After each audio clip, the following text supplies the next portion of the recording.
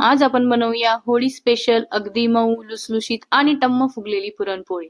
1 वाटी डाळ स्वच्छ धुवून घेऊ आणि अर्धा तासासाठी भिजत ठेवूया।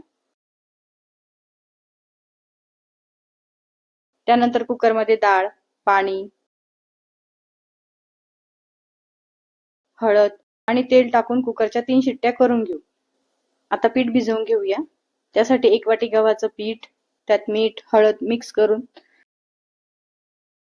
थोडं थोडं पाणी टाकून अगदी मऊसूत असं पीठ भिजवून घेऊया।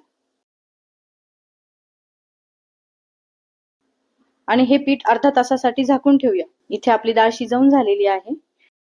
आता या डाळीचं पाणी निथरून घेऊया।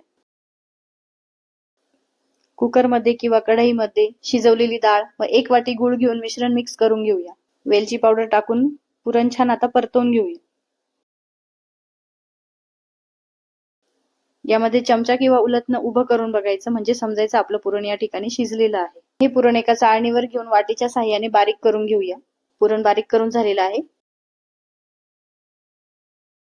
या ठिकाणी पीठ पण छान भिजलेलं आहे। यामधून एक गोळा घेऊन त्याची छान अशी खोलगट पारी करून घेऊया आणि त्यामध्ये पुरणाचा गोळा टाकून छान पॅक करून घेऊया। याला गव्हाचं पीठ लावून अगदी हलक्या हाताने पोळी लाटून घेऊया।